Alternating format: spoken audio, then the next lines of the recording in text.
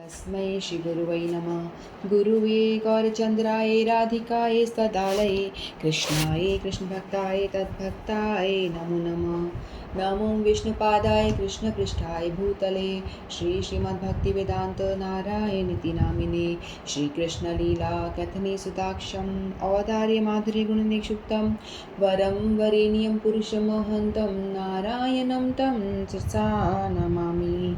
श्रीचैतन्यमनुभीष्टं स्थापितं येन भूतले स्वयं रूपकदा मह्यं ददाति स्वपदान्तिकम्। आजानुलम्बितभुजो कनकावदातो सङ्कीर्तनैकपित्रो कमलायताक्षो विशम्भरो द्विजवरो युगधरं पालो वन्दे जगत्प्रियकरो करुणावतारो। नमो महावदन्याय कृष्णप्रेमप्रदायते कृष्णाय कृष्णचैतन्यनाम्ने गौरत्विषे नमः। हे कृष्ण करुणा सिंधो दीनबन्धो जगत्पते गोपेश गोपिका कान्त राधाकान्त नमस्तुते। तत्काञ्चन गौरांगी राधे वृन्दावनेश्वरी वृषभानुसुते देवी प्रणमामि हरिप्रिये। वाञ्छाकल्पतरुभ्यश्च कृपा सिन्धुभ्येव च पतितानां पावनेभ्यो वैष्णवेभ्यो नमो नमः। हरे कृष्ण कृष्ण कृष्ण हरे हरे हरे राम राम राम हरे हरे। हरे कृष्ण कृष्ण कृष्ण हरे हरे हरे राम राम राम हरे हरे।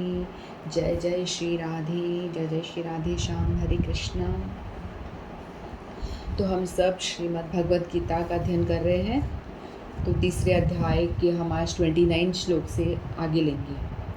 तो अभी तक हमने देखा कि भगवान कृष्ण बता रहे थे एक विद्वान और एक अविद्वान, यानी विद्वान व्यक्ति और जो मूर्ख व्यक्ति है उन दोनों में डिफरेंस बता रहे थे, उनकी कैरेक्टरिस्टिक्स के बारे में भगवान बता रहे थे। तो जो भगवान ने बताया कि जो एक अविद्वान व्यक्ति है, जो यानी मूढ़ है, मूर्ख है, वो प्रकृति के 3 गुणों से किस तरह से अपने आप को ढका हुआ रहता है, आच्छादित रहता है और भ्रमित रहता है। प्रकृति के 3 गुणों में आकर के वो भ्रमित हुआ रहता है, बिवल्डर्ड रहता है कि उसको समझ में नहीं आता कि क्या है क्या नहीं है, और वो अपनी दुनिया में मस्त रहता है। तो आज भगवान उसी चीज़ को भगवान आगे बता रहे हैं।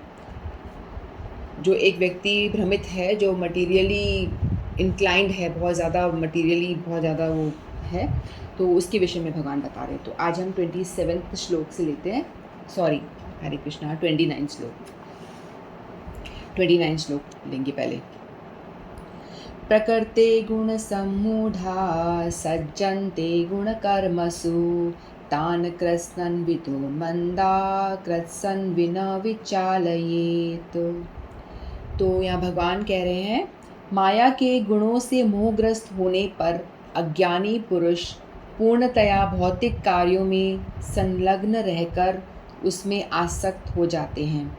यद्यपि उनके ये कार्य उनमें ज्ञानाभाव के कारण अधम होते हैं, किंतु ज्ञानी को चाहिए कि उन्हें विचलित ना करे।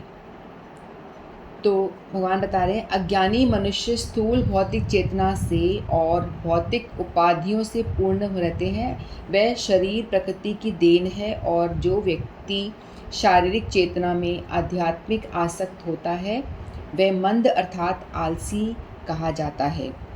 अज्ञानी मनुष्य शरीर को आत्मस्वरूप मानते हैं। वे अन्यों के साथ शारीरिक संबंध को बंधुत्व मनाते हैं। तो भगवान यहाँ बता रहे हैं, समझाने की कोशिश कर रहे हैं कि एक विद्वान व्यक्ति को कभी भी जो अज्ञानी व्यक्ति है उसको छेड़ना नहीं चाहिए।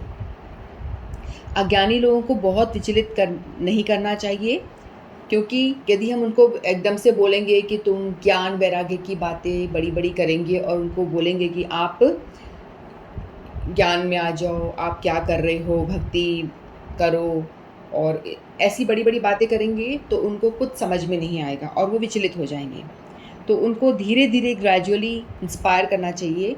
एक जो ज्ञानी व्यक्ति, ज्ञानी यानी जो कृष्ण कॉन्शियस है, जो भक्ति में प्रैक्टिस कर रहा है, उसको चाहिए कि वो धीरे धीरे जो अज्ञानी व्यक्ति का मतलब है जो सांसारिक व्यक्ति है, जो संसार में डूबा हुआ है, संसार के कार्यकलापों में बुरी तरह से वो जुटा हुआ है सारी एक्टिविटीज़ में, तो उसको धीरे धीरे करके भक्ति की ओर मोड़ने का प्रयास करना चाहिए। एकदम से उसको कुछ बड़ा बड़ा लेक्चर वगैरह ये सब नहीं देना चाहिए। तो भगवान ये बता रहे हैं। तो वो जो अज्ञानी व्यक्ति होता है पूरी तरह से वो अपने ही कामों में लग्न रहता है। वो उसका मानना होता है कि ये शरीर हमको मिला है, मरने के बाद क्या किसने देखा है मरने के बाद। ज़्यादातर लोगों की यही सोच होती है कि हमने जन्म मिला है तो इसको आप भोग लो, ये शरीर को भोग लो, जो हमें भौतिक सुख सुविधाएं मिली है उनको भोग लो। सिर्फ भोगना ही बहुत बड़ा होता है उनके लिए। एक सेकेंड है ना। सोनू मंजू मासी का फ़ोन आ रहा है, बोल ज्वाइन कर ले। हरे कृष्ण। हाँ, तो मंजू मासी का फ़ोन आ रहा था, उनको बोल ले ज्वाइन कर ले। सॉरी, गेट पे कोई था। हरे कृष्ण। तो वो ये सोचते हैं कि इस जन्म में हमें शरीर मिला है तो इसे हम अच्छी तरह से भोग लें और इस जन्म को हम बेहतर तरीके से, जितनी अच्छी तरीके से हम जी पा रहे हैं उसको जी लें। कल मरने के बाद क्या होगा हमें कुछ नहीं पता। हरे कृष्णा। जी बोलो। सहायता दीदी ज्वाइन नहीं कर पा रही। क्यों? देखो व्हाट्सएप किया उन्होंने। पता नहीं, अब वो तो लिंक तो यही है ना, लिंक सेंड कर दो उनको। आज मैंने भी ज्वाइन किया, मुझे कोई नहीं दिख रहा था। ठीक है। ओके। तो मरने के बाद किसने देखा है, तो हमें तो नहीं पता कि मर जाएंगे उसके बाद कुछ होने वाला है। तो बेहतर है कि आराम से जियो, सारी शरीर जो भी हमको सुविधाएं मिल रही हैं उसको भोगो। उनका ये मानना होता है। यानी मटीरियली एडवांसमेंट में लगे रहते हैं, किस तरह से हम अपने आप को उठाएं, कैसे अपना मटीरियल एडवांसमेंट करें, बंगला गाड़ी जो भी कुछ है सब मटीरियल भोगों में लिप्त रहे, बड़ी बड़ी नौकरियां करें, बड़े बड़े बिजनेस को स्टैब्लिश करें, माने इन सब चीज़ों में लगे रहते हैं कि शरीर से जो संबंधित चीज़ें हैं ना उसमें उनका ज़्यादा विश्वास होता है। यानी आत्मा को पृथक नहीं मानते, उनको ये नहीं लगता कि आत्मा अलग है और ये हमारा शरीर अलग है। ये चीज़ को वो जानते नहीं है। वो लगता है शरीर आत्मा एक ही चीज़ है, मैं शरीर हूँ, बस मैं ही हूँ, तो शरीर के लिए जो करना है वो कर लो, बस उनका इतना ही होता है। तो अपने सेल्फिश मोड में रहते हैं कि किस तरह से अपने को उठा लूँ, किस तरह से, और अपने से संबंधित जो लोग होते हैं, अपने से रिलेटेड जो संबंधी होते हैं ना, हमारी फैमिली होती है, हमारे रिलेटिव्स होते हैं, उनके लिए बारे में सोचते हैं कि कैसे हम इनको भोग प्रदान कर दें। हमारे बच्चे हैं तो बच्चों को कैसे अच्छे से अच्छा हम इनके लिए प्रॉपर्टी करके चले जाएँ तो हमारे बच्चों के लिए छोड़ कर जाएँ, ऐसी उनकी भावना रहती है। तो अपने बच्चों के लिए, अपनी फैमिली के लिए, खुद के लिए बस वो सेल्फिश रहते हैं कि हम अपने बारे में सोचें, कैसे अपने उनके लिए करें, और एक्सटेंडेड फैमिली के लिए जो अपने रिलेटिव्स हो गए। और उनको लगता है कि उनकी जन्म जहाँ हुआ है, जन्मभूमि को प्रणाम करो, हमारी जन्मभूमि जो होती है वर्शिप करो, उनकी पूजा करो, क्योंकि उनको लगता है कि उनका जन्म हो गया, यानी पता नहीं कितने बड़े वो महान व्यक्ति ने जन्म ले लिया है उस भूमि पे, जो पता नहीं क्या कर रहा है, तो उनको उस अपनी जन्मभूमि पे बड़ा नाज है। इस तरह से ऐसी बातें करते हैं वो। उनको ये नहीं लगता कि हमने क्या ऐसा पहाड़ तोड़ दिया इस दुनिया में आके, क्या कर लिया ऐसा। तो वो सिर्फ अपने ही बारे में, प्रोग्रेस के विषय में सोचते रहते हैं। तो और अपने सेंस ग्रेटिफिकेशन में लगे रहते हैं, किस तरह से इंद्रिय भोग करते रहते हैं पूरा, है ना। वो वाला इनका भाव होता है जैसे कि आइसक्रीम आप खा रहे हो, जल्दी जल्दी खा लो जिससे पहले कि वो आइसक्रीम मेल्ट हो जाए, उसको फटाफट खा लो जिससे पहले कि मेल्ट हो जाए। तो जल्दी जल्दी इस शरीर से जितना भोग कर सको कर लो, पता नहीं उसके बाद में शरीर का विनाश हो जाएगा, मर जाएंगे तो फिर कुछ नहीं कर पाएंगे। तो वो वाला भाव होता है कि जो इतना भोग कर सको कर लो इस शरीर से, बाद में तो कुछ होना नहीं, ऐसी। और उन लोग काफ़ी वर्कहॉलिक होते हैं। वर्कहॉलिक यानी हमेशा काम में लगे रहते हैं। कुछ लोग होते हैं ना, मैंने ऐसे कई एग्जाम्पल देखे हैं हमारे ही रिलेटिव्स में। कुछ हमारे पापा के कोई फ्रेंड थे, माने उनके पास में इतना सारा पैसा था, जब वो अच्छी जॉब में थे वो, तो खूब उनके पास में पैसा था, और लेकिन वो रिटायर हो गए, उसके बाद में भी उनको लग रहा है कि मैं बैठा उठाला क्या करूं, तो उनको चैन नहीं पड़ रहा, तो भी वो कुछ ना कुछ काम ढूंढ रहे हैं। और उनको काम मिलता भी है और वो काफ़ी अच्छा काम मिल जाता है और वो लाखों में पहले भी कमा रहे थे, खूब पैसा है उनके पास, बैंक भरा हुआ है पैसों से और उनके पास इतनी ज़िंदगी भी नहीं बची कि उस पैसों को भोग कर सकें। तो भी वो अब बैठे हैं तो बोल रहे अभी भी मुझे तो कुछ ना कुछ करना है, चैन नहीं पड़ रहा, मैं बैठा-बैठा क्या करूँ? मुझे काम करना है। तो वो कुछ और नौकरी पे लग गए और वहाँ से भी उनको काफ़ी अच्छी कमाई आ रही है। तो मतलब उनको लगता है बस काम, काम, काम, काम। काम क्यों करना है पता नहीं। और उनसे कोई बोलेगा कि भई भगवान की भक्ति की तरफ कुछ आया करो, मंदिर में आओ, भगवद गीता का अध्ययन करो, भागवतम पढ़ो, कोई रामायण, कुछ महाभारत, कुछ भी ग्रंथ पढ़ो, नाम जप करो, भगवान से रिलेटेड कोई रिलीजियस एक्टिविटी यदि उनको बोल दिया, तो बोलेंगे अरे! अरे! हमारे पास कहाँ टाइम पड़ा है, हमको तो इतना काम है, इतना काम, गधे की तरह मुझे काम करना पड़ता है। मतलब लिटरली गधे बने हुए हैं कि भई ये गधा है, जैसे गधे को पता नहीं है, वो मालिक का सामान पीठ पे डाल के ढोए जा रहा है, ढोए जा रहा है, उसे कुछ मतलब ही नहीं है।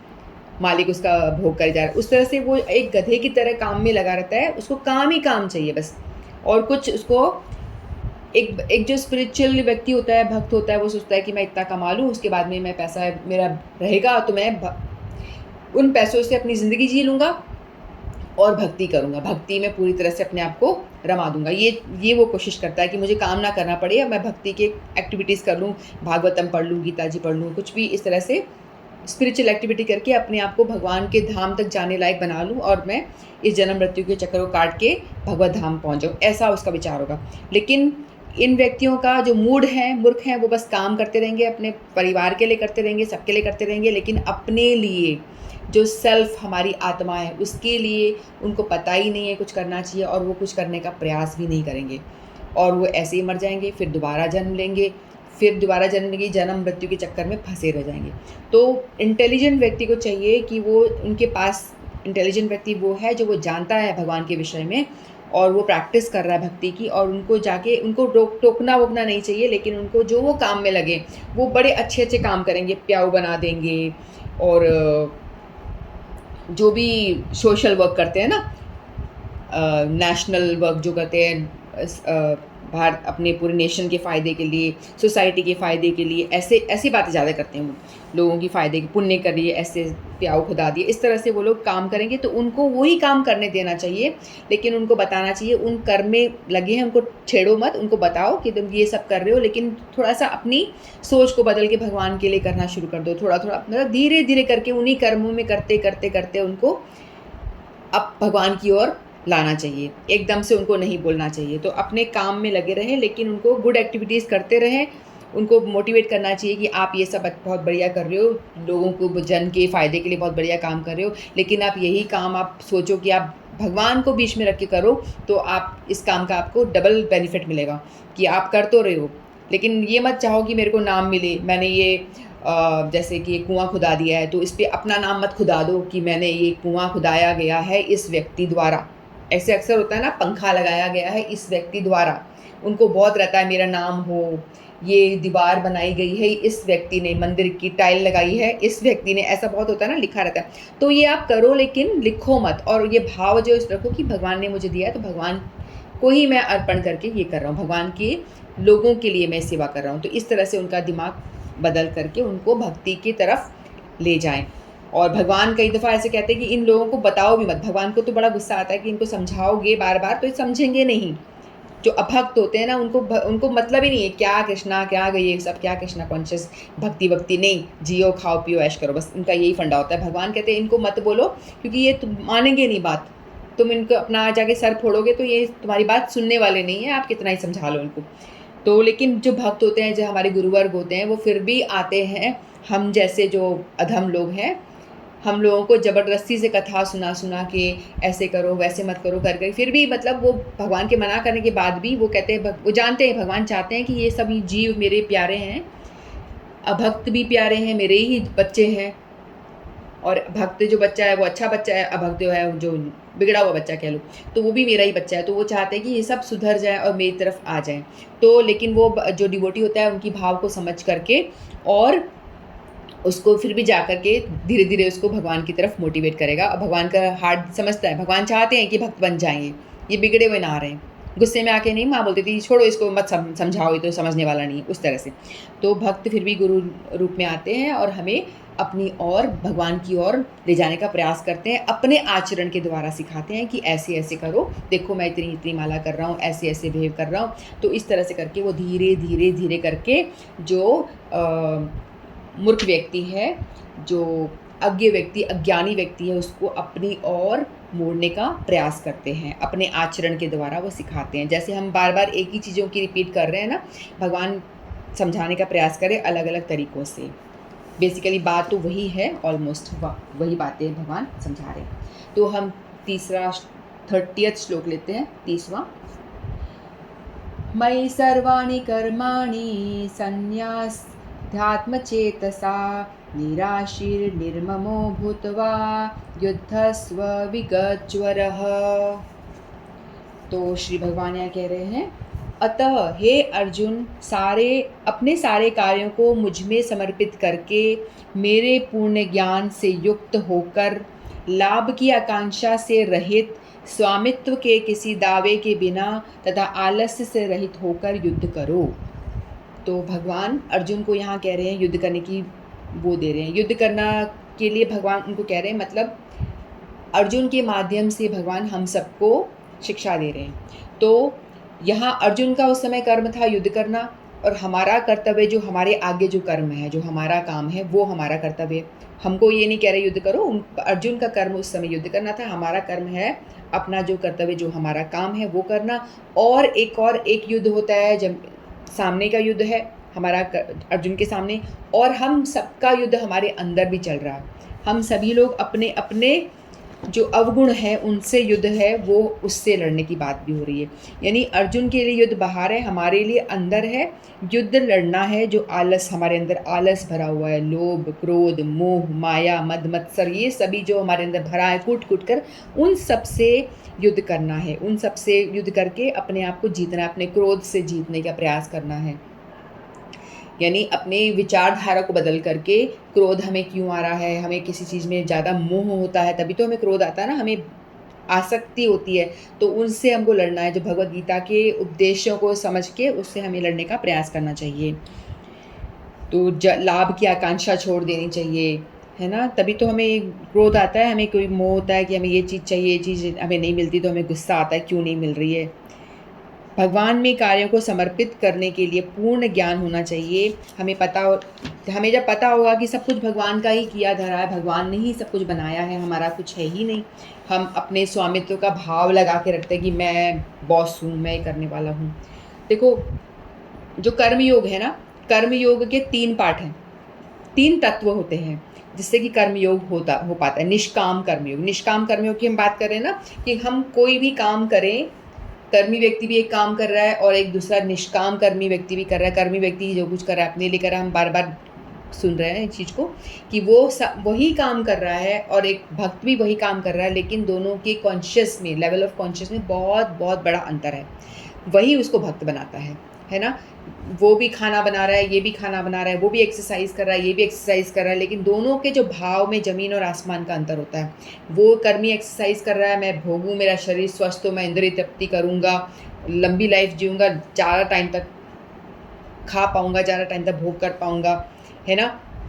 वहीं वो जो भक्त है, निष्काम कर्मयोगी नहीं, भक्त, कृष्ण कॉन्शियस व्यक्ति जो, वो भी एक्सरसाइज कर रहा है। उसका भाव ये है कि मैं एक्सरसाइज करूँगा, मेरा शरीर फिट रहेगा, 100 साल तक जीऊँ, मैं 100 साल तक भगवान की भक्ति कर सकूँ, 100 साल तक मुझे भगवान स्वस्थ रखें, ताकि इस शरीर का भोग करके मैं भगवान को पा सकूं।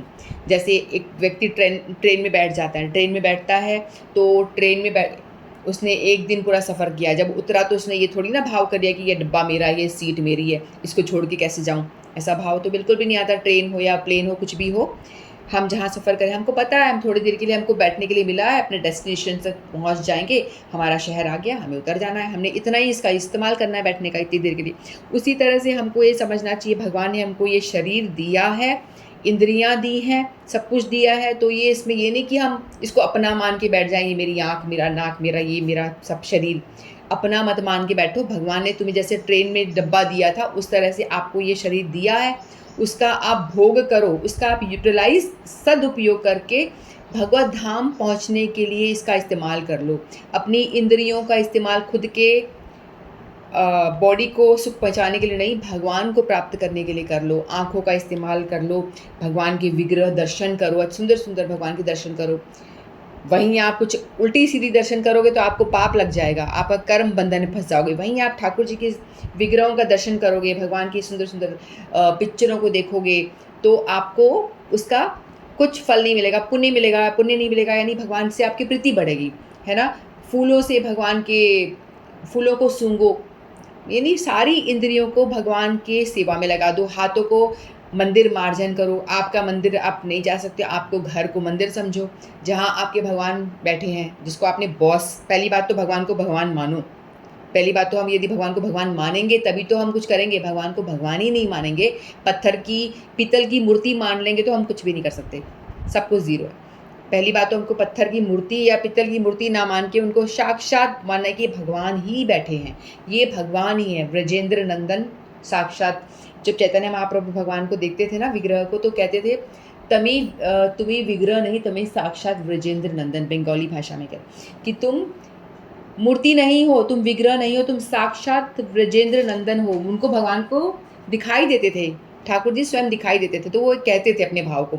हमको भी वही भाव लाने का प्रयास करना चाहिए कि भगवान तुम मूर्ति नहीं हो, तुम साक्षात भगवान हो मेरे घर में। तो तभी मानेंगे, तभी तो कुछ बात बनेगी। जब यहीं से हमारी श्रद्धा नहीं है तो सब कुछ, गीता पढ़ना सब व्यर्थ, सब ज़ीरो, कोई मतलब नहीं है इन सब चीज़ों का। सबसे पहली चीज़ है श्रद्धा आनी चाहिए। श्रद्धा होगी तभी आप कुछ आगे कर पाओगे, अन्यथा कुछ भी नहीं कर पाओगे।